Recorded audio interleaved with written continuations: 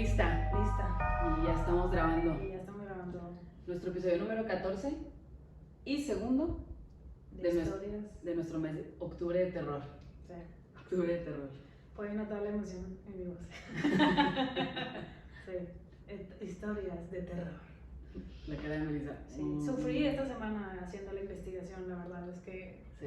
estaba un poco negada. Se negó a grabar este episodio, se tuvo turbulencias, pero ya estamos aquí listas. Porque traemos unas historias que agárrense. Agárrense. Tengo que platicar algo antes de empezar. Sí. Quiero que sepan que cuando terminamos de grabar el episodio pasado, Melissa llega conmigo y me dice, oye, desde que grabamos el episodio pasado siento que una sombra me persigue. No te miento, Luli, o sea, yo nunca soy como que de ver cosas o así, pero desde que empezamos a grabar, o sea, me estaba cambiando y de que sentía que tú pasabas y luego volteaba y tú no estabas en la casa. Sí. O abría algo y luego llegaba y estaba cerrado, de que me empezaron a pasar muchas cosas y yo de que ya no quiero grabar, me están pasando cosas. Fíjate que yo era lo que comentaba, que a veces nos pasaba en el cuarto a Sabrina y a mí, Ay, no. a nuestra hermana Sabrina. Y literal me negué. Sí. Que según yo, no sé, entraba al closet y escuchaba que alguien entraba al cuarto y no era nadie. No, y que, por ejemplo, yo me levanto antes que ustedes y era de que sentía que ya estaban ustedes como que de que rondando la casa. Rondando la casa. Sí, y de que no había nadie, ¿sabes? Como, o sea, no había ninguna presencia. Entonces yo le dije a Luli, ya no quiero grabar. No, pero hay que saber que pues... Sí, no, la verdad es que, o sea, yo creo que fue como que es traía parte, todo el es hype. parte de la adrenalina. Traía todo el hype de que habíamos grabado este tema, ya estábamos hablando de que iba a ser el próximo, entonces como que venían Pero bueno, varias cosas. El día de hoy les vamos a contar algunas historias de terror. Pueden ser así como, vamos a ir desde fantasmas hasta las que son de terror, que son de personas reales. Porque ¿verdad? tenle miedo a las personas de la vida real. A las personas, no a los fantasmas. Deja a todos los muertos, a los que están aquí. A los vivos. Esos son los que me dan miedo a mí. Sí. O sea que, sí. Pero bueno, voy a empezar yo. Empezamos full. Ya vamos a empezar. Yo ya estoy lista, literal. Me puse en el mindset de que vamos a salir llorando. Bueno, el día de hoy vamos a empezar con la historia de La Bruja de Blair. Sí. Tengo que confesar que no he visto la película. Uy, Melissa. Entonces me querías contar la historia y yo no quiero ni siquiera saber. Sí, no. O sea, aparte sí, dije, es mejor si la escucha y luego ya vas a ver. Sí. Yo esta película ya la había visto, pero como que decía, ay, o sea, quería saber qué había más detrás de la película, ¿no? Como que por qué la hicieron. Entonces pues dije, sería bueno contarlo en el podcast y pues... sorpresa. Oh, Dios mío. Mientras así investigaba la historia, yo, no manches, cada vez que leía algo más me seguía impresionando. Y literal, quiero que la escuchen, se las voy a leer. En el año de 1634, un coronel británico llamado Blair creó un fuerte en el área en ese entonces, llamado, ya ves que antes se le llamaban las colonias en Estados Unidos. Sí. Esa colonia ya se conocía como Maryland, ¿ok? Y lo llamó con su nombre Blair. O sea, el pueblo, el fuerte que él llegó a construir porque estaban en guerra, las colonias, lo llamó Blair. Este fuerte lo construyó para defenderse de los ataques de nativos americanos que habían traicionado una expedición que él tenía hacia el bosque de Black Hills. Este bosque, este nombre, quédenselo grabado. Okay. Conforme pasaron los años, este fuerte... ¿Sabemos años? Si yo aquí te estoy todas estar dando años. Okay. Conforme fue pasando el tiempo, este fuerte se fue convirtiendo en un pueblo, porque entonces empezó a habitar más y pues había más gente y así. No te quiero ver sufriendo. Como Querétaro, que antes era no sé, pasaba la gente nada más por ahí. Ándale. Y es su estado. Sí. O sea, se cuenta que ellos empezaron así como a hacer una casita y luego otra casita y así, ¿no? Para cubrirse. Entonces, pues se creó el pueblo, ¿no? De Blair. ¿Ok? Porque el coronel se llamaba Blair. Ya. El nombre me trae a todo. Sí. A todo. Entonces, en 1769, una mujer irlandesa llamada Ellie Kedward, quien ella como que dentro de su historia mencionan que tuvo una infancia muy oscura.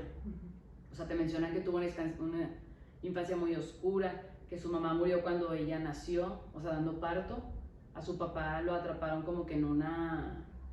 andaba protestando, lo agarraron, no, tipo lo amarraron, lo descuartizaron enfrente de ella.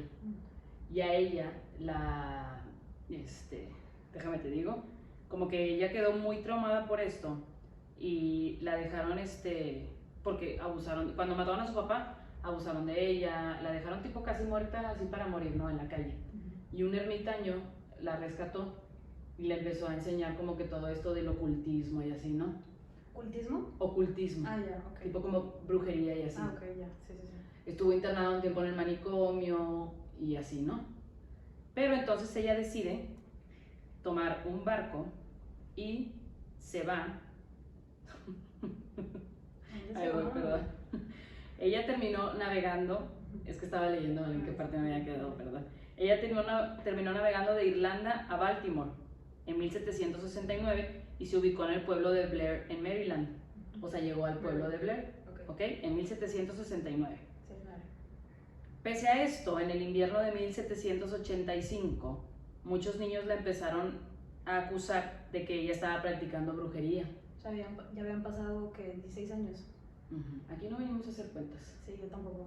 Esto fue en el 85. Okay. Entonces la empezaron a acusar de brujería porque la vieron que estaba tomando sangre. Ah, cállate. Sí. Entonces, haz de cuenta que acababa de pasar, recientito, acababa de pasar lo de el juicio de las brujas de Salem. Ah, claro. Entonces la gente como que le seguía teniendo mucho miedo a ese tipo de brujería y así, ¿no? Entonces fue acusada como bruja y se la llevaron al bosque de Black Hills, al bosque que habíamos mencionado, y la dejaron ahí, la amarraron a un árbol y la dejaron a que se muriera en el árbol amarrada. El invierno del año siguiente, todas las personas que la acusaron culpable y la mitad de todos los niños del pueblo empezaron a desaparecer sin explicación, poco a poco. La gente temía que hubiera una maldición en el pueblo por la bruja. Tan pronto como mejoró el clima, agarraron sus cositas y se fueron. Literal, el pueblo quedó vacío, desalojado. O sea, la gente le tuvo tanto miedo a lo que estaba pasando porque pues estaban desapareciendo todos los niños estaban desapareciendo. La gente que le había acusado como bruja, pues también ya estaba desaparecida y no había rastro, o sea, los iban a buscar y no aparecían, se fueron, ¿no? Y el pueblo quedó desalojado. Pasaron los años sin que nadie más poblara ese lugar y en 1809 apareció un libro escrito a mano que fue publicado por Kedward, o sea que ya lo había escrito Ellie Kedward, que era la bruja, ¿no? Ok. Encontraron como que un libro de ella, ¿no? La que había sido amarrada. Ajá, la que había sido amarrada, llamado The Blair Witch Cult, que contaba su historia y así como que un poco de sus poderes y todo esto. Este libro mucha gente dice que como que era medio falso y así, ¿no? Ahorita se sabe que a partir del año 1900, o sea, aquí vamos a hacer un paréntesis, se sabe que a partir del año de 1960 a la actualidad sí existe un culto de la bruja de Blair. O sea, sí existe ese culto de gente que como que, pues no sé si le rinda tributo o qué. Sí, o sea, como esta secta que todavía sigue creyendo en ella. Entonces, pues el pueblo quedamos que quedó solo, ya nadie vive ahí. Y en 1823, un trabajador del tren de Western Maryland, o sea, de ese mismo como estado, ciudad, pero en otra parte, fue a tomar una vuelta en su caballo, que dijo, ay, me cansé de trabajar en el tren, déjame agarrar mi caballo y me voy a dar una vuelta. Como era la vida antes, ¿verdad? Sí. Y terminó llegando al pueblo abandonado de Blair. El hombre pues lo ve, le llama la atención y le escribe una carta a un amigo de él, que era como que, no sé, conocedor de la tierra.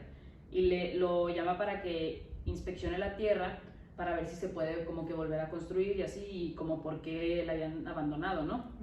Entonces, él decide fundar el pueblo de Burkittsville, y en donde antes era Blair. Entonces dice, aquí ahora se va a llamar Burkittsville, ¿ok? Y la gente empezó a mudarse muy pronto, porque dijeron, pues hay lugar, se está abriendo otra vez, no sé qué. Sí. Y poco a poco la gente se empezó a como a enterar de por qué de por qué lo habían abandonado, ¿no? A un año de que empezaron a vivir la gente ahí, en el año de 1825, empezaron a celebrar su primer día de la cosecha. Era la primera cosecha anual de trigo con un picnic. Pero la tragedia de la bruja de Blair pronto empezaría otra vez. Una niña de 10 años, Eileen Trickle. Ay, no sé por qué quiero llorar. No llores, Melissa. No, hombre, el final no. O sea, espérame, escúchame. Escucha, tú escucha la historia. Sí. Si tienes dudas, me puedes preguntar. Una niña de 10 años, Eileen Trickle, se fue a pasear fuera de la zona del picnic. Mientras caminaba por un arroyo llamado Tappy East Creek, la niña desapareció. Pero 11 testigos que iban atrás de ella mencionaron como una mano blanca la jalaba hacia el río. No vieron el cuerpo de la niña nunca en el río. O sea, la niña desapareció, no encontraron el cuerpo. Nunca, nada, ni un rastro. No, así como las personas que desaparecieron nunca volvieron a encontrar, ¿no? Entonces, varios días después del incidente del arroyo, varios días después del incidente, el arroyo se empezó a llenar de como paquetitos de palos de madera, de palitos de madera. ¿Paquetitos? Ajá, como si fueran, no sé, pon tú que tengo 10 palitos de madera y los amarro con un hilo. Ah, ya, ok. Ajá. Sí. Pero estaban como llenos de aceite. Pero estaba lleno el río. Entonces el río se ensució y se empezó a como derramar, siendo inservible para el pueblo, pues ahí era donde tomaban agua. Y estuvieron 13 días sin poder tomar agua. Pero dentro de estos 13 días, un señor decidió, pues tenía mucha sed, y decidió tomar agua y falleció, como resultado de tomar agua de ese río. La muerte de esta niña fue nombrada como causa de la bruja de Blair y la gente de Burkittsville empezó a evadir el arroyo y el bosque por muchos años. Las cosas parecían calmarse hasta que en el año de 1886 una niña llamada Robin Weaver se desapareció de repente y mandaron a un grupo de rescate a buscarla. Cuando estaban buscando a la niña, antes de que regresara el grupo de rescatistas, la niña regresó y llegó a la casa de la abuela y le dice que cuando iba caminando por el bosque se encontró con una mujer la cual sus pies nunca tocaron el suelo. La mujer guió a Robin a una casa en el bosque y al sótano de la casa, diciéndole que regresaría pronto, que la esperara ahí, pero la mujer nunca apareció, nunca regresó.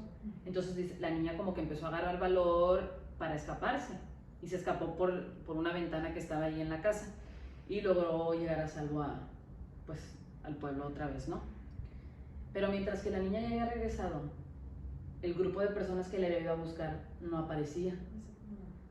Entonces mandaron a un segundo grupo de rescate. Cuando este segundo grupo de rescate fue a buscar a estos tipos, los encontraron muertos, estaban desnudos, amarrados de las manos y de los pies, encima de una piedra, con los órganos por fuera, y con marcas extrañas en la frente, manos y pies. Esto fue pues para ellos muy impresionante, pero como eran 5 personas las que estaban muertas, pues no podían, entonces fueron al pueblo regresaron al pueblo por ayuda otra vez, pero cuando regresaron por los cuerpos ya no estaban. Entonces, pues a esta piedra le pusieron el nombre de Coffin Rock, ataúd de piedra, y una vez más fue culpado el hecho en la bruja de Blair. Pero ya moviéndonos al siglo XX, más actual, el pueblo de Burkittsville empezó a superar y alejarse de la historia de la bruja, pero volverían una vez más a ser recordados de su presencia en 1940, cuando 8 niños desaparecieron en el pueblo. Ajá, no te preocupes. Empezaron a desaparecer en el pueblo 8 niños durante 6 meses. O sea, se empezaron a desaparecer poco a poco, ¿no? Después de tiempo, un hombre ermitaño de 38 años llamado Rustin Parr, que vivía dentro del bosque en una cabaña, en el bosque de Black Hills, llegó al pueblo y gritando como que al pueblo dijo: finalmente he terminado. Esa fue la frase que dijo: finalmente he terminado. Y llegó a la policía y empezó como a contarles pues que él era el culpable de la desaparición de estos niños, ¿no? Ok. Y que estaban en su casa. Ujú. Entonces el sheriff y la policía fueron a buscar a estos niños y encontraron 7 cuerpos de niños en el sótano, pero el 8º estaba todavía con vida. Entonces el tipo Rustin Parr, vivía en una casa que construyó de 3 pisos en el bosque. Wow. Ajá. Él iba muy poco al pueblo, solo iba cuando se le acababa la comida o que necesitaba una herramienta o algo así, ¿no? Rustin Parr comenta que un año después de que se mudara ahí, empezó a ver a una mujer con túnica negra en las noches y a escuchar gritos y sonidos extraños en el bosque. Conforme iba pasando el tiempo, empezó a notar que los animales también como que presentían esta Vibra. entidad. Porque los animales sienten todo. Dicen que los animales ven, Ujú. porque ellos creo que pues ven energía, ¿no? Sí, sí, no estoy hablando. Digo, no soy experta, pero algo así Por tengo ahí, entendido. pero Ajá. sí. Entonces, de repente él empieza a escuchar la voz en sus sueños, que le decía cosas. Pero después ya no solo le escuchaba la voz de la mujer en los sueños, también la empezó a escuchar mientras él estaba despierto. Dice que primero, o sea, él menciona en su testimonio que le empezaba a ordenar como cosas pequeñas, ¿no? De que... Pues, que mata aquí, que mata allá. No. De que, pues no sé, ve y haz un hoyo, ¿no? Ya. Ve y construye esto, Sí. ve y hace esto. Hasta que de repente le empezaba a ordenar que agarrara niños de 2 en 2, en pares. Entonces se hace cuenta que la bruja le ordenaba, agarraba a 2 niños, mataba a uno, al otro lo dejaba en la esquina para que viera y así se iba. Ay, no. Así se iba. Hasta que dejó a uno vivo, sí. nada más. Exacto. Entonces, él dice que, bueno, que la mujer le dijo, te voy a dejar en paz si tú vas al pueblo y dices todo lo que acabas de hacer. Entonces él fue, mencionó que ya había caminado y no sé qué, y él pues dice que se sentía muy mal por lo que había hecho, o sea, pidió perdón por lo que había hecho, pero que a la misma vez se sentía aliviado porque ya era libre de las voces, ya no las escuchaba. Entonces, Rustin Parr fue sentenciado y colgado por sus crímenes. El niño que sobrevivió, Kyle Brody, fue internado tiempo después en un manicomio. Pues sí, a terapia apenas así. Y se suicidó en el año de 1971. Uno de los guardias comentaba que posiblemente Kyle fue parte culpable o algo tuvo que ver en los sucesos de los niños, porque veía que él escribía siempre como símbolos de ocultismo, escribía en lenguaje que no hablaba, o sea, no sabían si ahora él se estaba comunicando con la bruja, Claro, sí, o qué relación no tenían. Pues se suicidó y así quedó, ¿no? Las cosas se tranquilizaron durante 5 décadas, hasta que en 1994, el año en el que naciste tú. Es que soy niña crisis. El 94 fue un muy mal año. Nada más porque nací yo, sino ahí se rescató poquito, pero fue año de crisis. Fue año de crisis. En el año de 1994, 3 estudiantes universitarios, Heather Donahue, Josh Leonard y Mike Williams, decidieron ir a Burkittsville a grabar un documental basado en la leyenda de la bruja. Primero empezaron a entrevistar a varios lugareños, como que conocían, que sabían de esto que estaba pasando, y los lugareños les empezaban a contar las historias literal, desde la niña chiquita, desde Eric, o sea, como que el nombre de la bruja y todo esto, ¿no? Entonces, estos 3 estudiantes decidieron adentrarse al bosque de Black Hills para poder documentar lo ocurrido en estas historias, y nunca volvieron a saber de ellos. No, mentiras, entonces sí he visto la película. Se organizaron unidades de rescate con perros y todo, pero lo único que encontraron fue su carro. El caso fue declarado como no resuelto y un año después de esto encontraron un grupo de estudiantes, también de la Universidad de Maryland, iban como que a hacer unas excavaciones en una casa colonial que encontraron en el bosque. Y abajo de la casa había una bolsa en donde se encontraba el diario de Heather y las grabaciones que habían hecho del documental. Ah, de la bruja. No, Heather es una de las 3 estudiantes que se perdieron. Y encontraron su diario y las grabaciones, ¿no? Pero el maestro de antropología que lideraba la misión decía que era imposible que alguien hubiera como que excavado y enterrado pues esas cosas, porque si no se notaría en la tierra algo. Él decía que más bien parecía que la casa había sido construida sobre eso, ¿no? Entonces, las imágenes del video fueron mostradas a los policías y solo algunas partes fueron mostradas a los familiares de los 3 alumnos desaparecidos, universitarios, perdón. Según la mamá de Heather, menciona que en la grabación ocurrían cosas poco usuales, pero que no había nada así como que esta es la razón por la que se murieron, o esta es la razón por la que están desaparecidos, ¿no? Entonces empezaron a cuestionar a la policía el esto de que, oye, pues saben algo, se han encontrado algo o no. Y en febrero de 1996 la policía tuvo que admitir a los familiares que tuvieron que esconder algunas partes de la grabación porque parecían falsas. O sea, parecían ser como que creadas, por Photoshop, no, o sea, o falsas, o que las estaban actuando ellos o así, ¿no? Entonces la madre de Heather se enojó tanto que como que hizo público a la noticia. Entonces, un año ya pasó el tiempo después, no me acuerdo si un año bien o cuánto, pero las imágenes se las entregaron a la familia. La mamá decide entregárselas a un equipo de grabación y es como sale la película de The Blair Witch Project.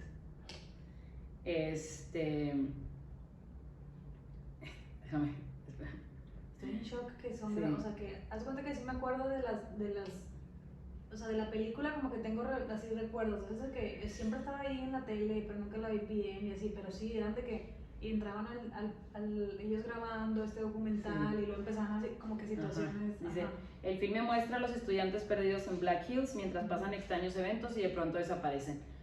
Josh, Mike y Heather empiezan a entrar en desesperación, y encuentran una cabaña en el bosque. Como que supuestamente esta casa era la de Rustin Parr, el tipo que había asesinado a los 7 niños y así, ¿no? Porque veían como manchas de manos chiquitas, pequeñas en las paredes. Bueno, pero aquí hay algo muy curioso. Todo esto que te acabo de contar de los 3 estudiantes fue una historia que crearon los directores para darle marketing a una película que estaban creando. Era una película que querían realizar en base a La Bruja de Blair. Entonces, para darle marketing a la película, empezaron a crear esta historia de los 3 estudiantes perdidos. Literal, les voy a poner en Instagram, te lo voy a enseñar, un cartel de desaparecidos de estas 3 personas y donde toda la historia de ellos, de que habían ido a investigar este fenómeno, esta leyenda de este lugar, no sé qué, crearon una página. Esta película, o sea, fue tan buena su actuación que hay gente que ahorita piensa que están muertos todavía. Te das cuenta que esta película, cuando la grabaron, utilizaron los actores sus verdaderos nombres. O sea, Heather se llama Heather en la vida real, su apellido y todo, ¿no? Todos ellos son sus nombres reales. La campaña de marketing. Ajá, la campaña de marketing de la película. Real, la gente piensa que está muerta.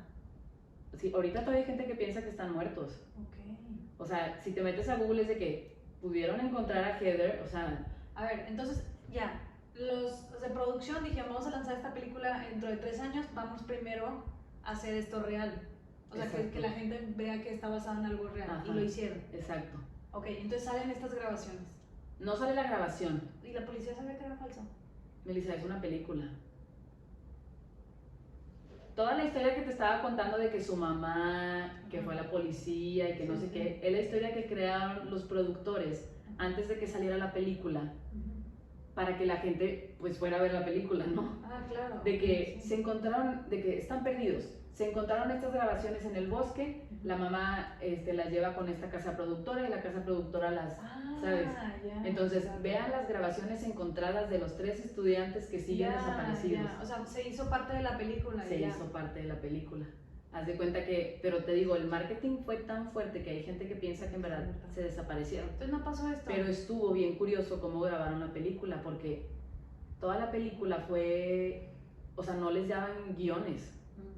Todo fue, ¿cómo se le dice cuando...? Improvisado. Improvisado. Sí. Haz de cuenta que la única que sabía la historia de la bruja era la chava.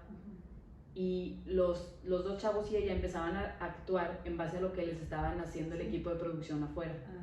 Entonces, o sea, cuando notas su desesperación, o sea, ellos en verdad están actuando de que no saben qué están pasando. Haz de cuenta que en la película primero desaparece un chavo, creo que era Josh el que desaparece primero.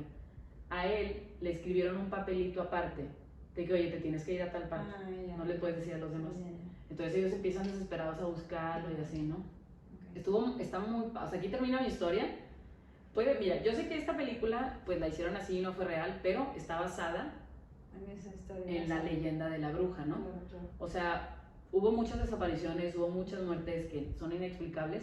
No, y hay muchas historias de las brujas de Blair, o sea, hay muchísimas historias de esas tierras, de todo lo que pasaba y así, o sea, algo debe de haber. Sí, pues Mi pregunta aquí es, ¿dónde entra WandaVision?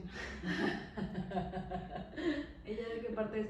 Y luego también lo otro, cuando dijiste de que una mujer que no se le veían los pies, vi un tweet que decía de que si te pones a pensar de que no existieron los lentes hasta no sé cuál X años, de que lo que da a reflexionar de que todas las apariciones y todas las cosas que se vieron de que todos tenían miopía. Bienvenidos al mundo de la miopía. Si me quitas los lentes y me pones ahí en la noche a caminar, claro que a todo el mundo lo descansa. Sí. Pero bueno, esa es mi historia. Muy buena historia y muy buen final. Sí. No lo vi venir. No, yo sé que no lo vi venir. A menos que alguien ya lo haya investigado. Sí, mi cabeza sigue procesando de que. Sí. Tratamos de que. Era una película.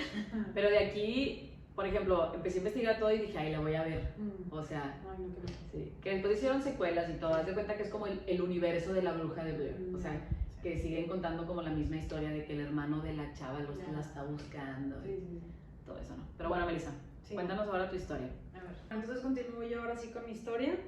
Déjame ver mis notas. Yo igual, la voy a leer un poquito más porque necesito el guión. Sí. Entonces, por mientras puedo mostrarles nuestra decoración de Halloween / Día de Muertos. Nada más bien preparadas y bien en época. Bien en el mood ya. Listos para pedir dulces. Ya estoy lista. Ok, mi historia se sitúa en el 2007. ¿Ok? ¿Lista? Prepárate 2007. A finales del 2007, los ojos del mundo se centraron en la ciudad de Italia de Perugia. A finales del 2007, los ojos del mundo se centraron en la ciudad de italiana de Perugia, por el asesinato de un estudiante de intercambio y algunas historias comprometedoras que empezaron a pasar, ¿no? Ok. Meredith Kercher, una joven de 21 años de Inglaterra, había sido agredida sexualmente y apuñalada hasta la muerte. Como principales sospechosos se tenía a su roomie o a su compañero de habitación, una estadounidense de 20 años llamada Amanda Knox. Uy, Dios mío. Y su novio Rafael Solecito. ¿El novio de Amanda? Sí, el novio de Amanda. El novio de Amanda Knox. Entonces ahí te va a empezar como que te voy a contar toda la historia, ¿no? Aunque toda la evidencia se centraba en otra cosa, ellos eran como los principales sospechosos, ¿verdad? Entonces te voy a llevar por la línea del tiempo de cómo fue todo este caso. Okay. Te voy a ir diciendo fechas y así, ¿no? Entonces, 20 de septiembre del 2007, Knox se muda a la casa en Perugia. La verdad es que no sé cómo se pronuncia esa ciudad, así que... Vamos a decir que así se llama. Okay. Ajá. Entonces, a los 20 años, Knox dejó Washington y se dirigió a Italia para continuar con su carrera. Iba a estudiar un año en Italia. Ella encontró casa, literal, dice que por un anuncio de esos que pegan en los boards y de que vas a llegar a un papelito y de que busco roomie, ¿no? Así en los cafés y así. Así encontró su casa, se mudó y dice que en la casa ya vivía Meredith. Acuérdate que a la que asesinaron se llama Meredith Kercher. Ok. Le vamos a llamar Meredith. Meredith ya vivía ahí. Entonces llega a la casa y ya vivía Meredith y vivían otras 2 mujeres italianas en los departamentos de arriba. Era una casa de 2 pisos. Y en el piso de abajo vivían 4 estudiantes italianos hombres. Dicen que la casa se encontraba como que en un barrio medio feo, o sea que había mucho como narcotraficante, no sé si se le llama así, pero mucha droga. Crimen organizado. Pero tenía una vista muy bonita, o sea, si salías al balcón de la casa podías ver como que todo el valle del pueblo, ¿no? Entonces dice Meredith, dice Amanda Knox que Meredith y ella hacían amigas, o sea, que salían de fiesta, que salían a cenar, que salían al karaoke. O sea, se llevaban bien. Se llevaban bien. Llevaban muy pocas semanas de ser amigas porque Amanda, pues, tenía muy poco de haber llegado a Italia, tenía como 5 semanas de haber llegado a Italia. Pero sí tenían sus saliditas. Tenían sus saliditas y se llevaban bien, ¿no? Aquí les voy a estar poniendo yo las imágenes de todo lo que estoy platicando, ¿no? Entonces, esto fue cuando llegó el 20 de septiembre. El 25 de octubre del 2007, Amanda conoce a Rafael en un concierto de música clásica, ¿no? Entonces, después de llegar a Italia, pues Amanda y Meredith empiezan a asistir, empiezan a salir, a asistir a estos conciertos, no sé qué. Okay. Entonces conoció a este estudiante italiano que estudiaba ingeniería informática, o sea, TI, de 23 años, llamado Rafael. Rafael. Y lo describe como un Harry Potter italiano. Entonces ya... Comicón. ¿Qué? Sí, Comicón, sí, o sea, como que muy ñoñito, muy con lentes, o sea, medio... Ok. Ya sabes. Medio mago. Medio brujo. Medio brujo, no sabes cómo termina siendo brujo. Y ya, entonces luego que se conocieron ya empezaban a salir, o sea, 25 de octubre y ya, o sea, por las fechas. ¿Hoy qué estamos? Hoy estamos a 22. A 22 de octubre. Pues ya por las fechas se conocieron el lunes, casi, el lunes se conocieron. Ajá. Ay, bueno, para la gente que nos está escuchando en otro día, no, bueno, sí. Hoy estamos a 22 de octubre, perdón. Ok, entonces ya, se conocen, bla, bla, bla. El 1 de noviembre del 2007, Amanda estaba en casa de su novio Rafael. Ajá. Rafael. Y estaban viendo la película de Amélie. Entonces, en medio de la película le llega este mensaje de su jefe, porque Amanda trabajaba de medio tiempo como que en un club llamado Le Chic. Sí, su jefe se llama Patrick Lumumba. Ok. Entonces el jefe le mandó un mensaje diciéndole que o sea, que no tenía que ir a trabajar el día de hoy, o sea, que no fuera, que no lo necesitaba, ¿no? Entonces ya de que decidieron terminar, Amanda como que qué padre, ¿no? Qué felicidad, ¿no? Entonces terminan de ver la película, después cenaron, después ya de que estuvieron ahí jangueando y pues de que se durmieron esa noche, ¿no? El 1 de noviembre del 2007. Al día siguiente, 2 de noviembre, Amanda regresó a su apartamento como a las 12 p.m. y dice que desde que entró, pues se le hizo raro que estaba la puerta abierta, pero como que pues alguien la dejó abierta, ¿no? Ajá. Que entró a su cuarto y estaba normal, de que desordenado, pero desordenado como normal tienes tu cuarto a veces, que sales rápido y dejas ahí media cosa, ¿no? Entonces cuando entró al baño, porque era como baño compartido, dice que notó como que había varias gotas de sangre en el lavabo, pero poquitas gotitas, o sea, así como cuando si te cortas un hombre razonando te terminan saliendo poquito. Entonces ya se bañó y se bañó. Entonces cuando sale de bañarse, ve el tapete del baño y ya tenía el tapete manchas muy grandes de sangre. Pero no las había visto antes. No las había visto antes. Okay. Se metió sin ver. O sea, como cuando estás en la... que no estás viendo... Sí, que haces lo que haces siempre, sin prestar atención. Y vi la imagen de la mancha de sangre y sí era grande, pero igual y si estás despistada no la ves. Ok. ¿Sabes cómo? Entonces se le hizo raro y ya entonces como que le marca a su novio a Rafael y le dice de que ven, está tipo, como que está raro aquí, no sé qué. Entonces ya empiezan a investigar y ven que había una ventana rota, y ya como que varias cosas raras. Entonces intentan como que tocar el cuarto a Meredith y el cuarto estaba cerrado. Okay. Entonces empiezan a tocar como que Meredith, estás ahí, no. Entonces Amanda le marca por teléfono y no contesta y no suena. Entonces después llamó a su otro compañero, a su otro roomie y no contestó. Entonces luego Rafael marca a la policía diciendo como, no, pues estoy aquí en el cuarto, en el departamento de mi novia, de que hay una puerta que está cerrada, hay una ventana rota y hay sangre, envíen a unos policías. Entonces dicen que llegaron al lugar, o sea, a la casa, 2 oficiales, pero eran agentes postales. O sea, me acordé de la película que vimos hace poco de este policía postal que él cree que, digo, bueno, que terminan siendo muy buenos, pero pues, nunca habían tenido que llevar un caso de un asesinato, era la primera vez que estaban como en esa situación, ¿no? Entonces entraron al apartamento a investigar, tumbaron la puerta del cuarto de Meredith y haz de cuenta que pues ya abrieron el cuarto y encontraron el cuerpo de Meredith en el suelo, cubierto con una manta y empapado en sangre, con la garganta cortada. Ay. Y haz de cuenta que dicen crimen pasional, que algo cuando las mujeres son cuando el asesinato es por parte de una mujer, normalmente lo tapan. Las mujeres tienden a tapar el cuerpo. Okay. No es algo que hacen los hombres. Es una cosa muy X. Sí, pero son dentro de como... las cosas pasan, ¿no? Puede que... Entonces de ahí ya pues habían sacado a todos de la casa, nada más estaban los policías, entonces salen a decirle a todos los compañeros de roomies, a todos los compañeros de cuarto de que no, pues encontramos a Meredith degollada, no sé qué. Entonces dice Amanda que ahí fue la primera vez que ella se enteró que había muerto Meredith. Entonces 3 días después tapean los teléfonos de Amanda y su novio, o sea, como wiretap, de que pueden ver todo. Los espían.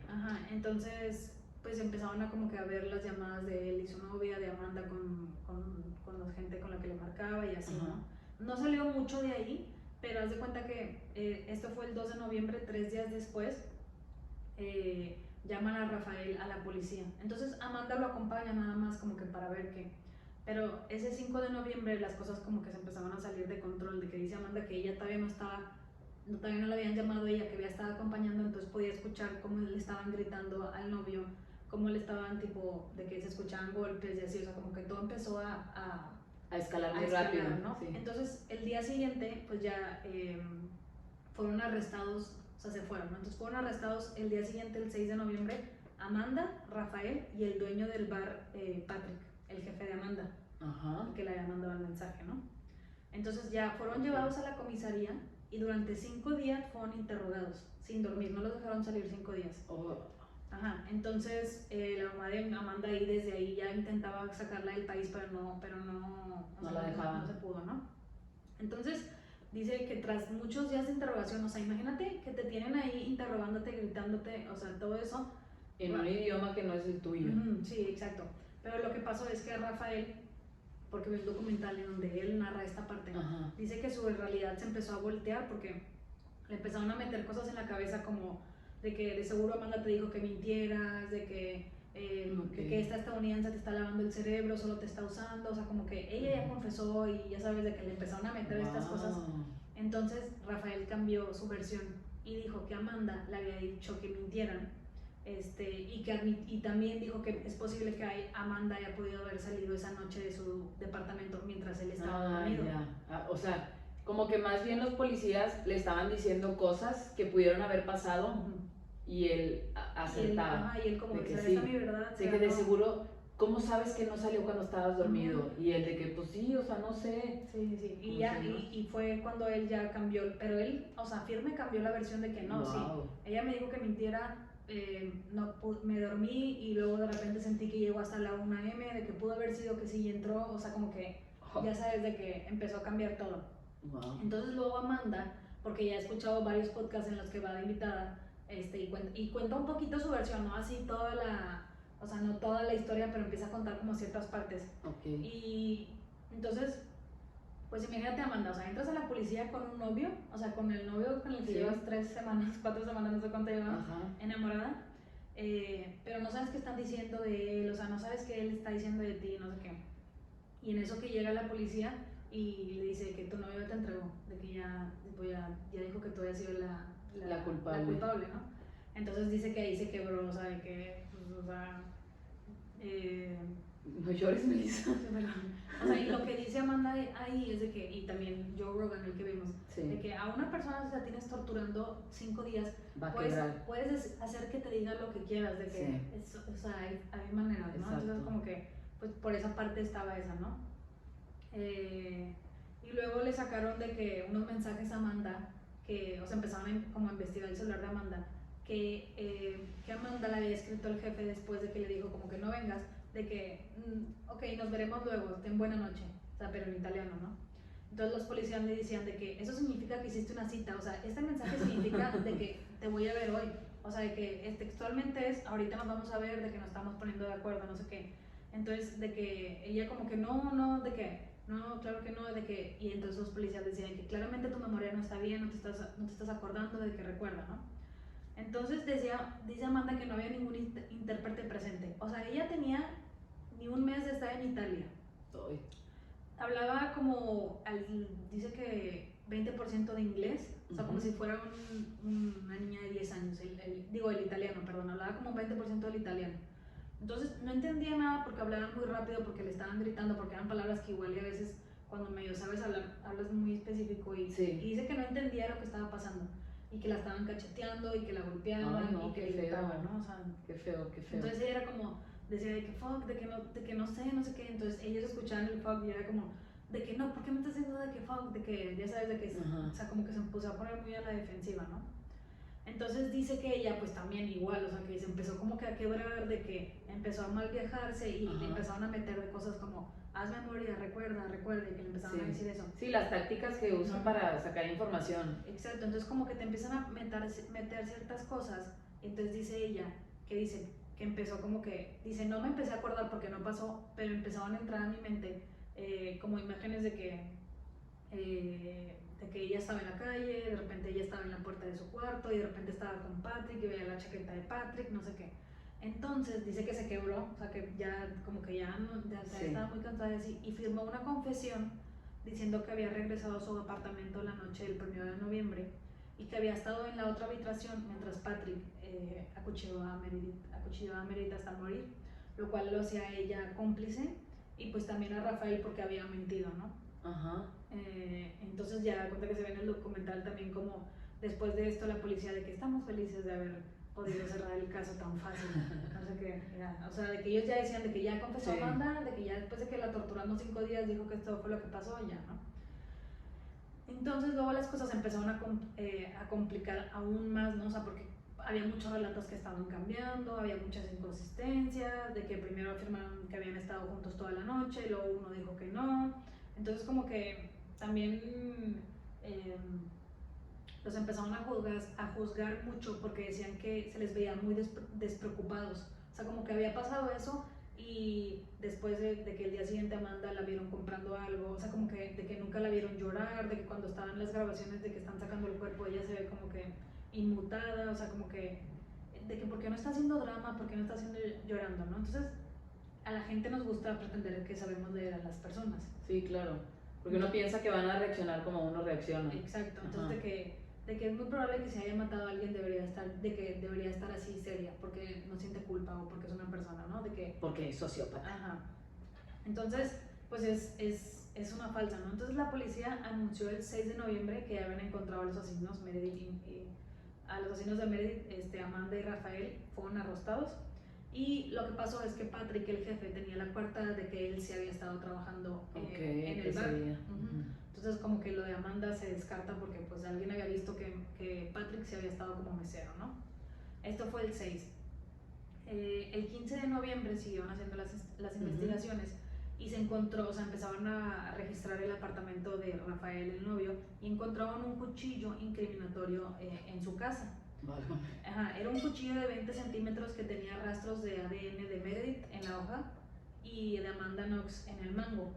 Entonces cuando pues llegan con Rafael, muy específico, ajá, y le dicen de que oye, encontramos esto, de que no, pues de que una vez hicimos cena y Amanda, o sea, Amanda cocinó y de seguro, o sea, igual le pinchó sin querer a Meredith. A Meredith. Y luego dicen los especialistas, ¿sabes lo fácil que es extender ADN? O sea, sí, de que ya hice esto y si había polvo, cayó allá mi ADN. sí. O sea, de que fue muy fácil, ¿no? Entonces, ya pasa esto. Y el 20 de noviembre del 2007 arrestan a Rudy Gill se llama.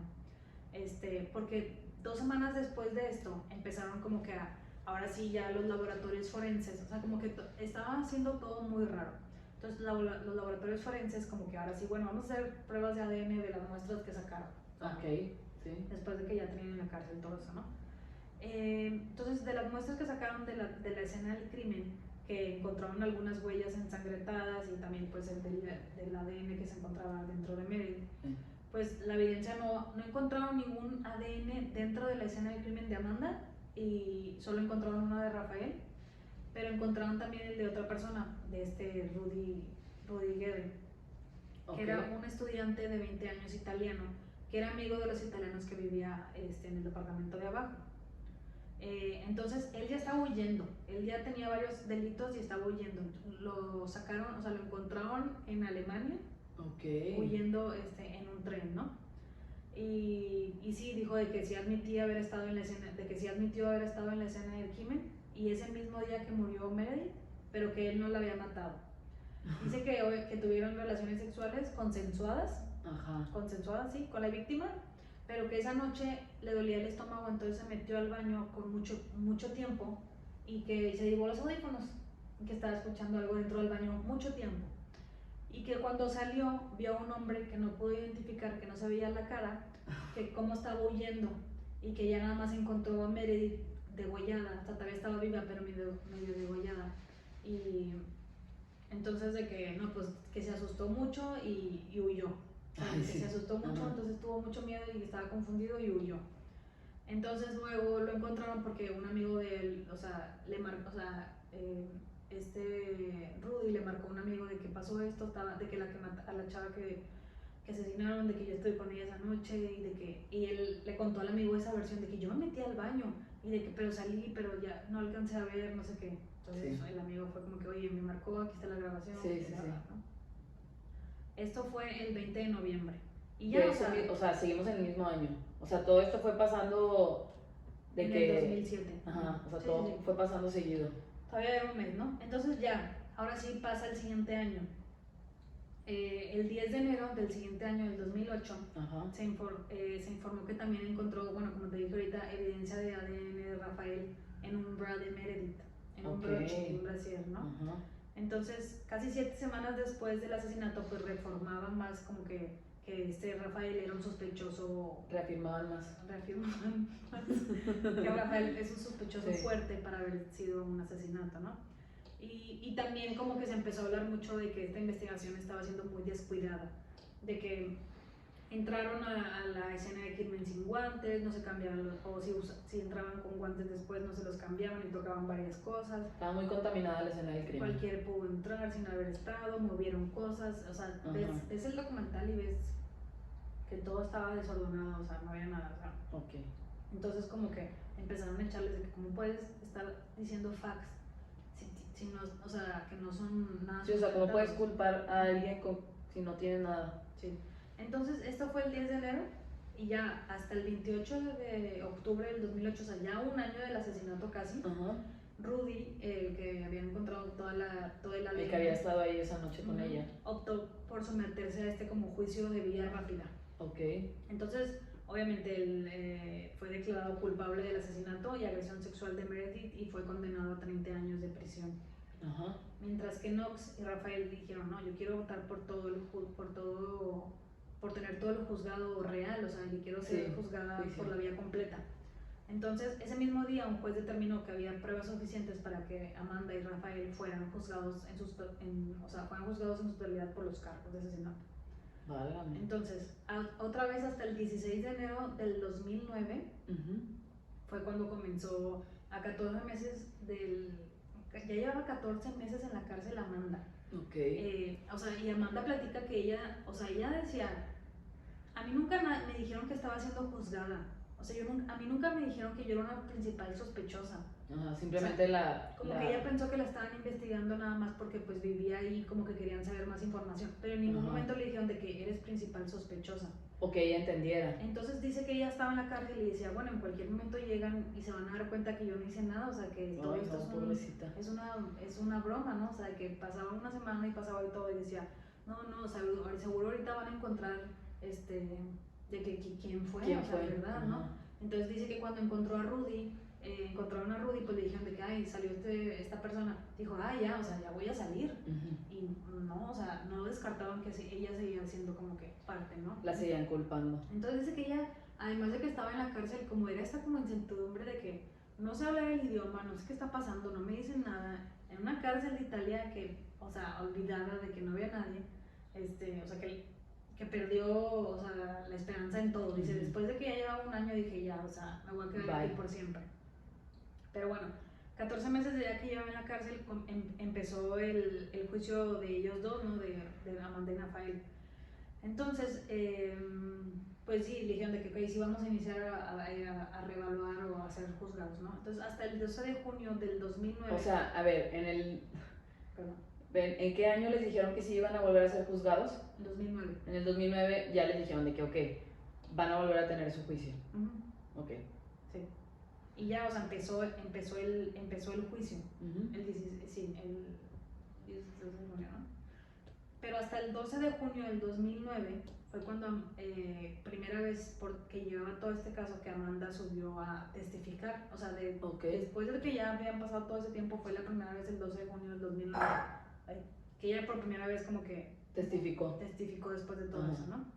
Entonces dijo que ella se mantuvo firme a que pasó la noche del asesinato en la casa del novio,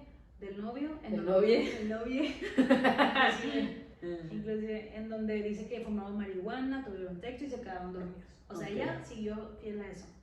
También negó la acusación de que ella y Meredith no se llevaban bien e insiste que firmó la confesión que implicaba a Patrick porque solo estaba bajo presión de la policía, ¿no? Y algo muy importante de este caso es que este caso se volvió una sensación internacional. Sí. Porque pues Amanda era esta niña muy bonita, era muy como que la empezaron a sacar como que en la media, como que en los medios muy seductora, ¿no? O sea, empezaron a pintar a Amanda como muy sexual, muy manipuladora de hombres, incluso tenía apodos como de que Man Eater, la Femme Fatale, la Domina 13, y el apodo que se le quedó fue como la Luciferina de Lucifer, ¿no? Entonces después encontraron en su MySpace que su nombre en MySpace era Foxy Noxy. Entonces de ahí se agarraron, o sea, imagínate un nombre que rima, o sea, que es el clickbait perfecto, o sea, sí, claro. Rima y entonces para sensacionalizar la noticia. Es esta mujer seductora, o sea, decían que tenía este juego con los paparazzis de que ella le sonreía y lo seducía, y es de que ella dice, claro que no es un juego, ni es un baile, ni es nada, porque yo no estoy en ningún poder cuando me están tomando fotos, yo no tengo la cámara, o sea, yo no estoy parada ahí, tú eres el que estás viniendo hacia mí, o sea, como dices que es algo de control esto, si no, ¿no? Entonces... No, pues, y los medios siempre controlan la narrativa. Sí. Que quieren, o sea, te pueden hacer a creer a la gente hasta lo que sea. Entonces empezaron a salir todos estos, sí, o sea, de que títulos de Amanda Fox y no sé qué, o sea, en los periódicos. Y se volvió noticia internacional, o sea. Sí, claro.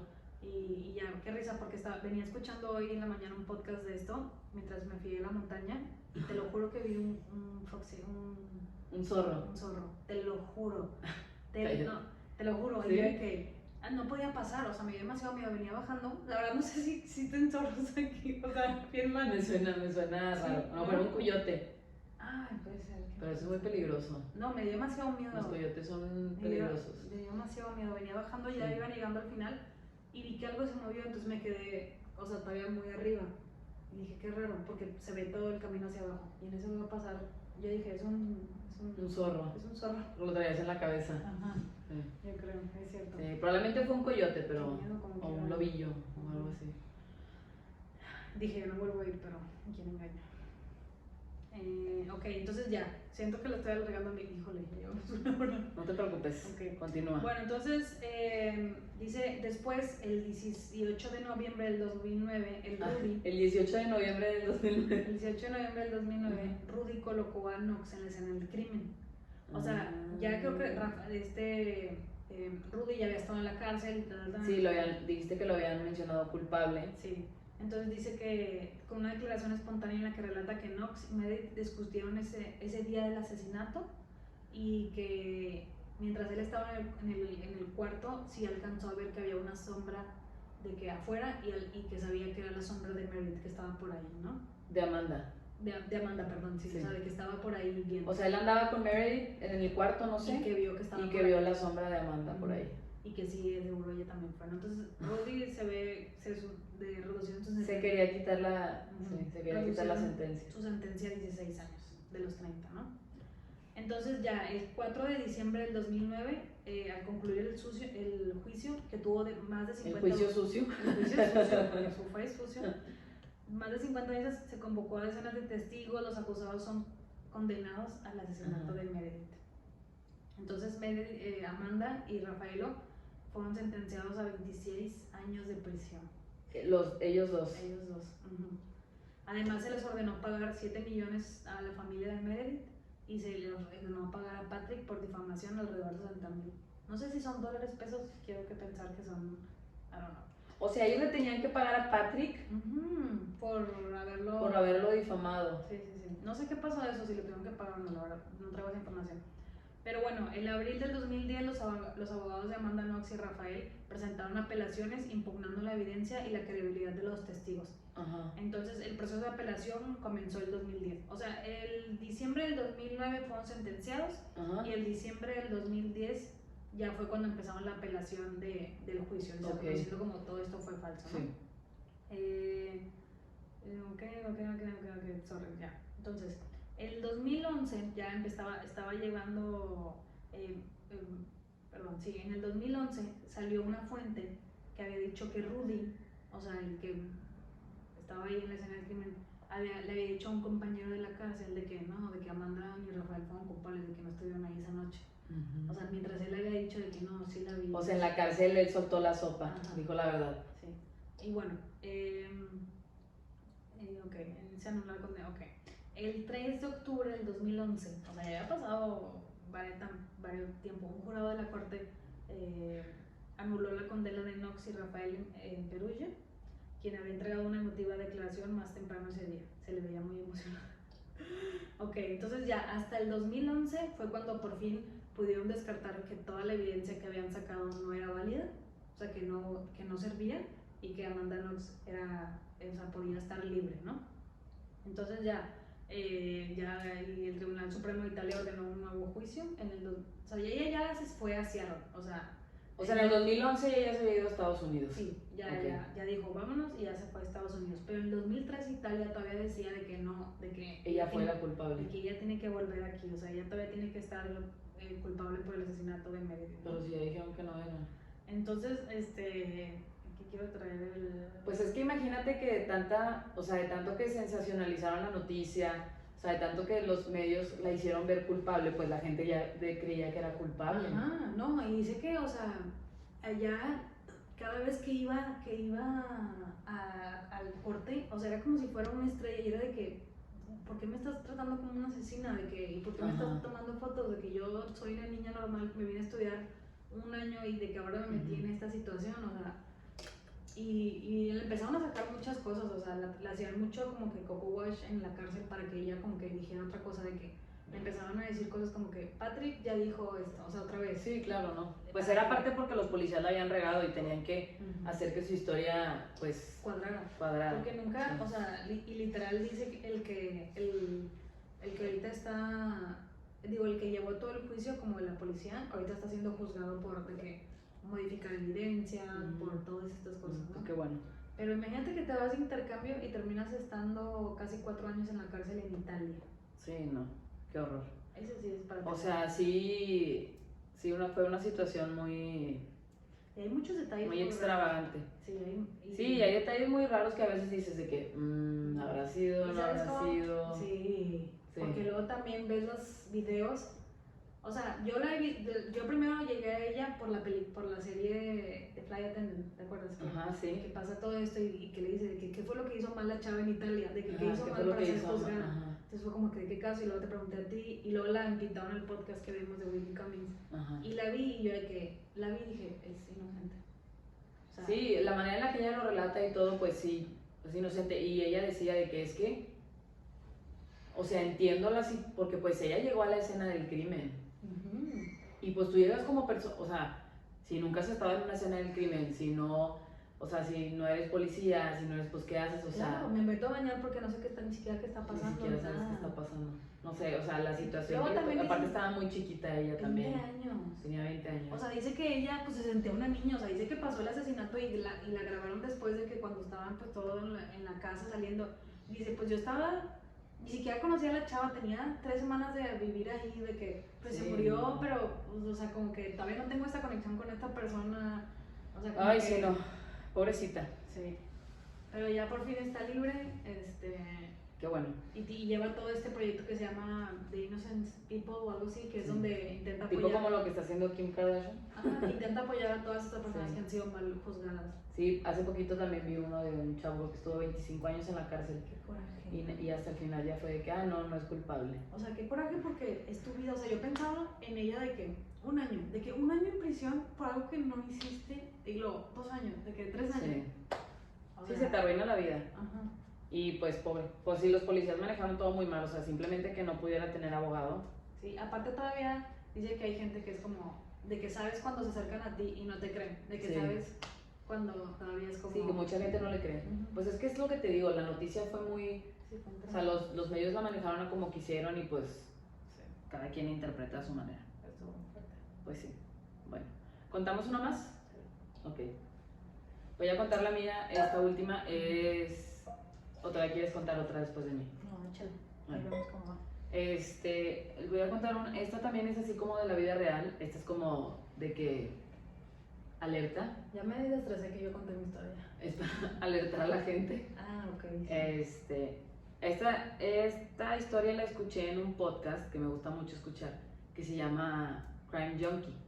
Qué risa porque yo creo que la gente pensó que íbamos a contar historias de fantasmas o así, pero No, disculpa. ahí se las guardamos para todavía queda otro episodio de octubre de terror. Y la historia se llama Operación Fireball. Fireball es un licor que estuvo de moda claro, mucho sí, sí, tiempo, sí. ¿no? Que hicieron la canción Pitbull. Mm. Fireball. Está basada en ese licor.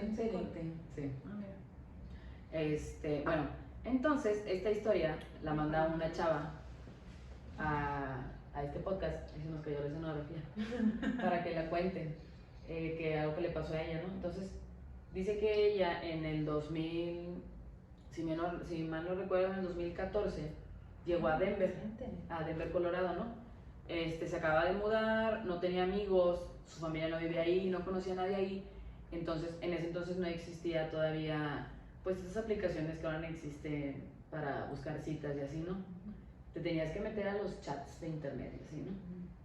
Y creo que había una aplicación que se llamaba como que algo de Many Fishes o algo así, como que muchos peces en el mar, ya sabes, ¿no?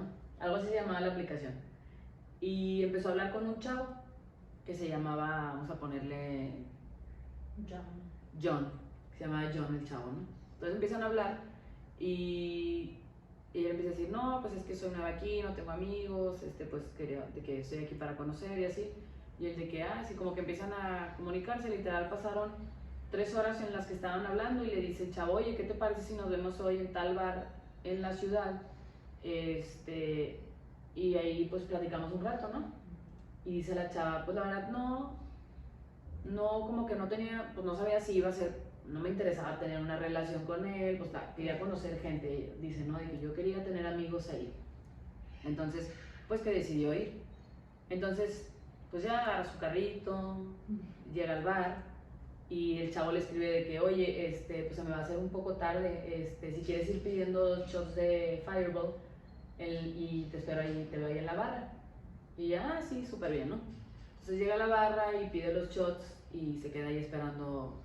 Pasan 10 minutos y le escribe el chavo y le dice, ay, es que hay mucho tráfico, se me hizo tarde, pero ya voy para allá, no te preocupes. Y decía la chava que pues estaba en la barra y que llegaban de repente los meseros y que, ay, pues, ¿ocupas algo? No sé qué. Y que no, es que estoy esperando a alguien y me dijo que ya viene para acá. Y le dijeron, ay, ¿qué te parece si te guardamos los 2 shots en lo que llega? Te los guardamos en el refri. Porque dice ella de que pues yo no quería hacer de que, o sea, no quería verme de que ay, yo sola aquí tomándome los 2 shots o tomarse el shot solo, ¿no? No tiene nada de malo, pero... No tiene nada de malo, pero ella no quería eso, ¿no? Dice que en eso como que había un chavo al lado de ella en la barra, como a 3 asientos, y como que se empezaba a acercar un poco, ¿no? A sacarle plática. De que, ay, no sé, qué bonito está el día, ¿no? Ya sabes. Y ella de que, sí, como que no lo pelaban mucho. Como que no lo pelaban mucho. Qué bonito está el día. Qué bonito está el día hoy. Sí. Sí, fíjate. Muy nublado.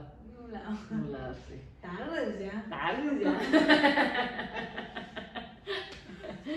Oye, entonces, pues que el chavo le dice, no, hombre, sigo aquí en el tráfico, se me va a hacer bien tarde, ¿no? Ahí ya era seguía hablando por celular, por texto. Tu tía iba a decir chat, yo hablando por chat. No, por texto.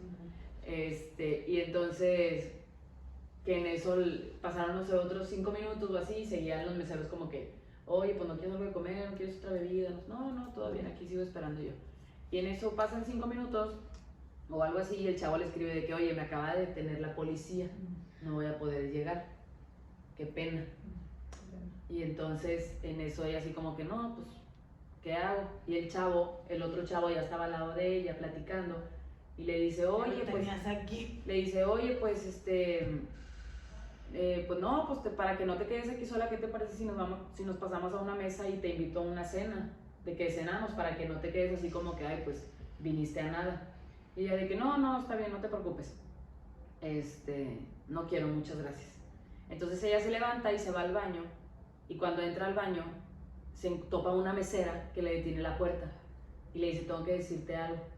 Me dice, yo sé que va a sonar súper extraño y más viniendo de una persona que no conoces, le dice, pero este chavo que está en la barra contigo, no sabemos por qué, ni qué motivos tenga, ni qué razón, pero siempre se le acerca a personas, a chavas que llegan a pedir 2 shots de Fireball.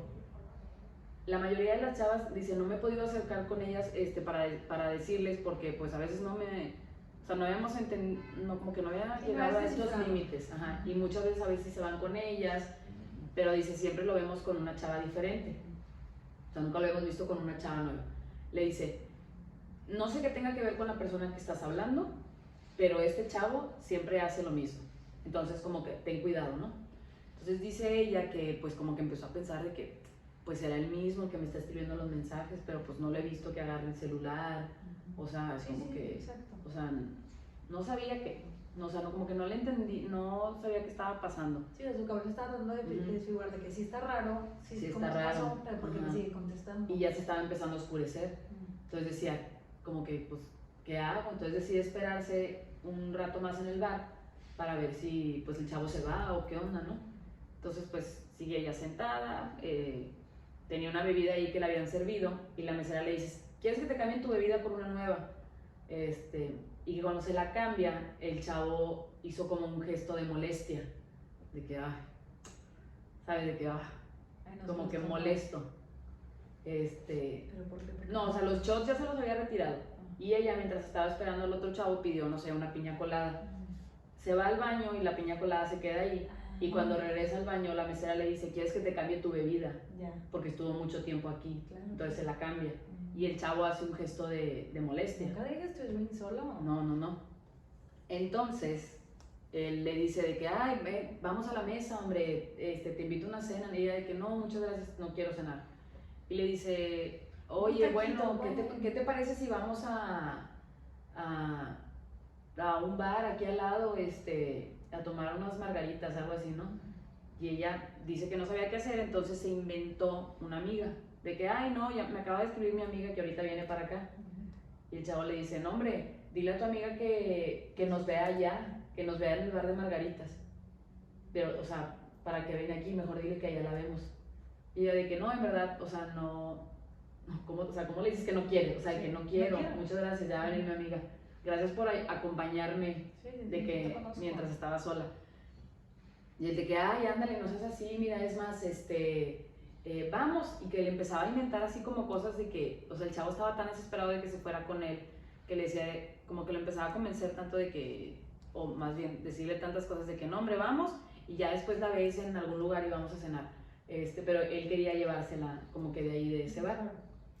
Y dice que pasaron literal, que se quedó, no sé cómo estuvo, que ella literalmente le dijo, así como que, dude, de que no quiero, o sea, no quiero, no voy a ir contigo, no va a pasar nada, ¿no?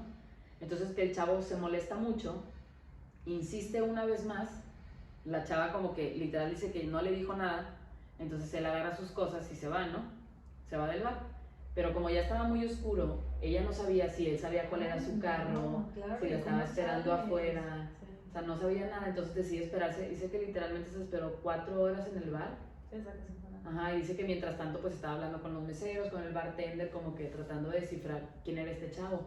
porque dice que como siempre pagaba en efectivo, pues nunca tenían como que registros de su tarjeta de crédito, pues ya ves que a veces te piden el ID, pero pues, o sea, ni se fijan en el nombre, o sea, entonces, pues así pasó, se quedó 4 horas en el bar y el bartender pues la acompañó, ¿no? Al carro, y pues ya dice que llegó a su casa y todo bien. Pero lo curioso de esta historia es que la persona que cuenta la historia, la del podcast, dijo algo que, o sea, yo cuando lo escuché también, pues, lo pensé y yo creo que mucha gente también lo va a pensar cuando lo escuche, que ella decía, es que yo sé que ella no sabe, pero esto me suena a una operación de más de una persona. Claro, totalmente. O sea, esto me suena a que alguien más la estaba citando ahí para que este chavo la viera, y que viera una cadena de, pues, de trata de personas, o pues no sabes qué haya pasado con otras mujeres porque pues, quién sabe. Pero sí existe y sí pasa. Sí, y pasa dicen mucho que ahorita con los fotógrafos también, sí, con las Instagram, las modelos. Déjame terminar la historia.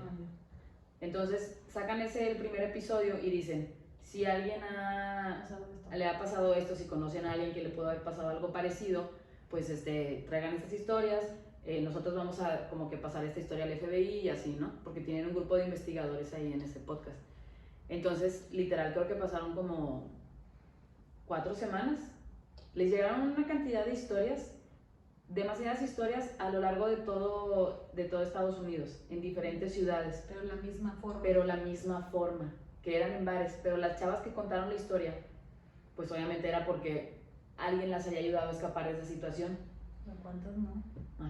Una chava cuenta que literal ya estaba saliendo con el chavo del bar y el cadenero la agarró a ella, que le dijo no te vas a ir, y que el chavo, o sea, se estaban peleando, que golpearon al tipo y la metieron al bar a ella y al chavo ya no lo dejaban entrar, y fue como se escapó. Entonces, o sea, eso es lo triste, que no sabes cuántas personas no lograron escapar porque mucha gente sí se iba con ellos. Qué terror. Y pues es algo que está pasando mucho, que se da mucho ahorita, por eso mucho ojo, mucho ojo cuando andas ahí saliendo en bares y así. Qué terror, porque, o sea, ya desconfías. Sí, obviamente no quieres estar con miedo. Claro, pero ya desconfías. Si te la vas a pasar bien, pero siempre es como pues ir con precauciones. Si vas a ir a un lugar, pues avisarle a alguien más dónde vas a estar, pues tratar de ir mismo. Sí, si vas así a ese tipo de que te pones con alguien que conoces. Y te pones a ver con alguien de que, oye, pues, estate pendiente porque voy a ir, o sea, como que nada más tratarlo. Sí. Y algo súper inteligente que hizo ella es que, pues ella agarró pues, su carro y llegó sola al lugar. Claro. Porque muchas veces paso por ti. No, nada. Primero tú vas ahí, que sea público, que te estén viendo, que... Sí. Y entonces pues sí, como que es una operación que traen y como que medio andan investigando ahí la cosa. Sí te digo, estas historias son las que dan miedo. Esas historias son las que dan miedo, sí. El próximo episodio les vamos a traer más Yo creo que de fantasmas. Nos echamos otra. Ya, si nos quieren escuchar, que nos escuchen. Si no quieren escuchar, que nos escuchen. La siguiente historia, ¿tú traes una buena? No, yo ya no traigo. Bueno, mi historia se llama El verdadera historia que inspiró a Pennywise, el payaso asesino de It. De It, el payaso eso. Payaso eso. Ay, cómo me daba miedo el payaso yo eso. tengo que confesar que la vi hasta hace ya grandes, o sea, lo vimos yo creo que hace como 2 años. Yo la pude ver esa película terror hasta que tuve como 17 años. O sea, me acuerdo que pasaban los comerciales en el canal 5 cuando estábamos chiquitos, literal, del cuarto de la tele me subía corriendo, o sea, el pavor que le tenía al payaso con los globos ahí en el parque. Fun fact, o sea, la película la creó Te bañabas y tenías que ver a la coladera. Sí. La creó Stephen King, ¿cómo se llama? Stephen King. La creó él. Sí. Y dice que es una novela de él. Dicen que la imagen de él, o sea, físicamente, está basada, obviamente ahorita les voy a contar la historia de en quién se basó, pero el aspecto físico en el payaso de McDonald's. Que es como este payaso amigable que podría... Que atrae a los niños. Que trae a los niños y así. Como Barney, el amigo de todos los niños. Que se los come en realidad. Se los come. Entonces, pues bueno, pero en realidad la novela está basada en una persona de la vida real. Así como traje la de Hannibal, también traigo la de el payaso Pennywise. Ok. Entonces, está basada, o bueno, voy a contar la historia del personaje. Se llama John Wayne Gacy. Sí. Sí. ¿Por qué te sabes el nombre? Yo no traía el segundo apellido. John Wayne. Ok, lo voy a mencionar nada más como John. Segunda historia con John. John Wayne. O mejor conocido John Wayne, ajá. Ujú. Mejor conocido como el payaso Pogo. El payaso Pogo. Pogo. Pogo. Mira, un simpático animador de fiestas infantiles que trabajó en la profesión de entretenimiento durante los años 70, pero era el payaso. O sea, lo contrataban para todas las fiestas infantiles en los años 70. Sí, O sea, era era famosito, que vas a llevar al Pogo. al Pogo. Y era Como el mago Frank, Sí. que iba a todas las fiestas en Monterrey. Ya estás tú también otra vez aquí, qué padre. Pero bueno, era muy famoso en el gremio de los payasos, ¿no? Ujú. Entonces, cuando empezó a salir todo esto, o sea, porque luego ya se dieron cuenta de que, o sea, ahorita pues ya te dije que está basado en él, los del vecindario decían, era súper animado. O sea, cuando empezó a salir de como que empezaban a sacar cosas. Cosas como de Que cosas igual malas que hacía abusivo, con los niños. violado, Ok, cosas ok, así. ok. Los vecinos decían, súper buen vecino, nunca se quejaron Ujú. de él, era muy simpático, de que nada que ver, o sea, no sé Sí. qué, ¿no? Pero si ya nos vamos al inicio, en 1975, Ok. las hemos llevado por todos los años, Ajá. un adolescente del vecindario de una zona de Chicago llamado, dijo que había un hombre llamado John que recorría la zona en su automóvil recogiendo a niños. Ay, no, qué miedo. John Wayne Gacy, como dice Luli, Ajá. era un hombre pues, que vivía cerca de esa zona, Ujú. pero que tenía su negocito de remodelación. Entonces como que pues los empezaron como que a investigar porque le dijeron John, pues vive en esa zona, como Sí. que pues no. Recoge Entonces, niños. observaban que pues entraban y salían niños de la casa de John, pero pues entraban y salían, ¿no? Ay. Entonces detienen a los niños para interrogarlos, pero nadie decía nada malo de John. Ajá. Pero pues nomás era como que no, pues venimos a un trabajo Sí. o un negocio o algo, ¿no? Esto fue en 1975, como que cuando la primera vez se toparon con él. Ok. En 1976 sospecharon que John podría haber sido responsable de la desaparición de un niño de 9 años. ¿De la desaparición? De la desaparición de un Ujú. niño, pero no pudieron construir nada. Fue hasta 1977 cuando Jeff, de 27 años, dice que John lo atrajo a su auto ofreciéndole marihuana, pero que después lo dejó inconsciente y que abusó sexualmente, pero lo dejó ir. Ok. Entonces se arregló esto con dinero y dejaron ir otra vez a John. Ok. 1977. Ya en 1977, John es arrestado por la policía de Chicago después de que un adolescente de 19 años dice que el hombre lo secuestró a punta de pistola y lo obligó a participar en actos sexuales. Qué feo. Sí. Qué fea historia. Y lo arrestaron y John aceptó haber participado en estos actos, pero dijo que que fue consensuado nuevamente, ¿no? Entonces decidieron apresarlo y lo dejaron libre. Ok. Y ahí va cuando empieza a como que a ponerse más ya real. Ujú. En 1978, un estudiante de secundaria se llamaba Robert Pist, pues se preparaba para terminar su turno de trabajo, su mamá iba a ir a recogerlo. Llega por él la mamá y le dice, ¿sabes qué? No, me contrató un señor para ir por un trabajo y dice que me paga muy bien la hora. Entonces voy a ir a trabajar esta hora con él y ya vuelvo a la casa después. Ok. Y pues nunca volvió el niño. Nunca volvió y desapareció, ¿no? Entonces pues fueron a la policía a hacer la declaración que había desaparecido, que dijo que iba a ir a trabajar con un señor, no le dijo el nombre No de le quién dijo el nombre. y ya, ¿no? Entonces, Chale. en ese mismo, pues despuésito, o sea, si esto fue en diciembre, el mismo diciembre, el día siguiente, la policía se entera de que donde trabajaba el niño, los contratistas era la empresa de John. Ujú. Entonces como que hicieron el clic de que bueno, pues si fue a trabajar, por tal vez le dieron trabajo a Sí. John, no sé qué, ¿no? Entonces pues le dice el John al policía de que primero le fueron a buscar y no estaba, le dije, ¿me quieres Ajá. entrevistar? De que sí, ¿cuándo te tardas en llegar? 30 minutos. Ah, ok. Y que fueron a entrevistarlo a su casa y nunca apareció el John. Ajá. O sea, se fue. Se fue, huyó. Más tarde, ya después dijo que el John ya en la cárcel, bueno, entonces ya, dice que pues empezaron a desaparecer muchos niños, o sea, empezaron a desaparecer. La bruja. Sí, pues la estabas contando y yo de que esto puede haber sido también la historia mía, ¿no? Sí.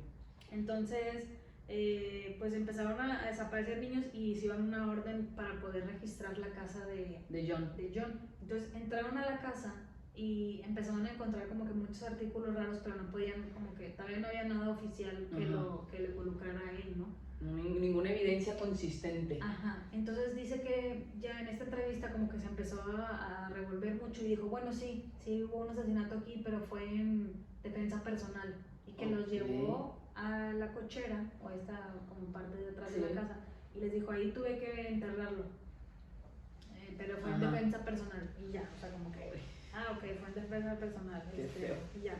Entonces, mientras estaba bajo la vigilancia policial, se veía a John entregando un paquete que contiene marihuana a un empleado de una estación de servicio. O sea, lo tienen en vigilancia y él todavía sigue entregando marihuana. Sí, entonces dice que los policías dicen que al abogado, a su abogado de John, ya le había admitido de que maté a 30 niños. Cállate. 30 niños. Pero esto se lo había dicho el abogado, nada más todavía esta información no salía a la voz, ¿no?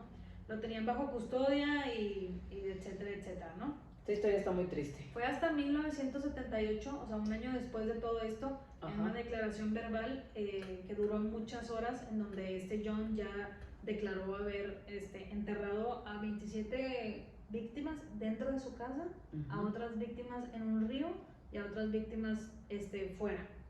Pero luego o sea, fuera de control esta persona. Sí, pero los abogados dijeron que ya, que no estaba consciente, que estaba mal de la cabeza. Que estaba mal de la cabeza, entonces no, como que no procedía nada. O sea, a mí lo que no me cabe en la cabeza es cómo Amanda Knox ni siquiera mató a alguien y ya estuvo en la cárcel 4 años. Pues son diferentes leyes, o sea, ella la sentenciaron en Italia y aquí en Estados Unidos. Bueno, y fue allá en el 2007. Allá en Estados Unidos es muy diferente. Y ya fue en el 2007, o sea, ya había... Creo que muchas veces los de que es que está loco, entonces, digo, creo que ahorita ya no funciona tanto eso, pero antes sí se usaban mucho eso de que... Sí, pero imagínate que pasaba todo esto y él seguía libre, o sea, todavía no estaba como que en la cárcel. Hasta 1980 ya por fin como que hubo evidencia de consistencia, empezaron a encontrar todos estos cuerpos en su casa y así, y ya se le declaró culpable de asesinato de 45 niños y bueno, en 1984 1984 fue cuando ya le dieron la sentencia. No, la pena de muerte, lo colgaron. Ah, ok. Válgame Dios. Está muy fuerte esa historia. Pero entonces está como que la de Pennywise está basada en él porque pues atraía a todos estos niños como que con engaños, con brujería, abusaba de ellos y luego los descuartillaba y los mataba y los enterraba por ahí. Qué feo. Digo que eso no es lo que te pasa en la película de... ¿Qué te pasa en la película? Pues que desaparecían, ajá. Ya hasta después te das cuenta que era una araña gigante, el payaso. Vi la nueva versión, creo. Sí, creo que es creo que en la segunda versión también es como una araña o algo así. Sí, cuando entran a este como mundo. Un monstruo así raro. Pero tú lo esperas, como que no lo ves venir. Pero dices, yo pensé que era un fantasma o algo. Sí, esa imagen de la coladera, esa imagen de la alcantarilla, yo creo que hasta la fecha no me puedo asomar a ninguna alcantarilla. No. Y todas las veces si me baño y no hay luces de que va a salir terror, sí. Esas películas te dejan atrapada. Por eso yo digo, ¿qué necesidad? Pues no, pues es que ahorita, por ejemplo, contamos puras historias de terror como de personas reales. Pero nos falta un episodio más para cerrar con broche de oro el mes de octubre. Y ese va a ser de fantasmas. Muy bien, me parece bien. Así que hay que invitar a que nos manden sus historias. Sí. Si tienen alguna historia paranormal que les haya pasado, algo que no sepan explicar el porqué de las cosas, coméntenoslas. Y que quieran que contemos aquí. Sí, que quieran que contemos, que quieran compartir más que nada con el público. Pues mándenos y nosotros aquí les contamos. Si duraron hasta aquí, muchas gracias por escucharnos. Muchas gracias, muchas felicidades. Mucha gente me escribió que igual en octubre bajaba el rating porque son muy miedosos, pero esperemos que estén aquí. Pero por ejemplo, estas no dan tanto miedo, yo sentí. No, es para estar precavido. Esta es como más así de... advertencia. Terror advertencia. Porque como te dije, hay que tenerle miedo a los vivos. A los vivos, a los muertos que te dan miedo. Pero bueno, la siguiente semana les hablaremos de exorcismos. Después de esto vamos a tener que tener algo más light, o sea, unas historias así de risa. Ya, se vienen más anécdotas que tenemos por ahí. Pero bueno, muchas gracias por habernos escuchado. Ya saben que pues, nuestros episodios están en YouTube ahora, todos los videos. Subimos el video. Y pues síganos en like, Instagram, denle suscríbanse. like y Cuéntale a suscríbanse. tu mamá, cuéntale a tu amiga que Sí. nos escucha. Si tienes una amiga que le gustan este tipo de historias así como de Dile, mira. crímenes, mira, creo que te puede gustar esta historia. No saben de qué hablan, pero mira. Pero mira, sí, Excelente. excelente. Bueno, Muchas gracias. Bye. gracias.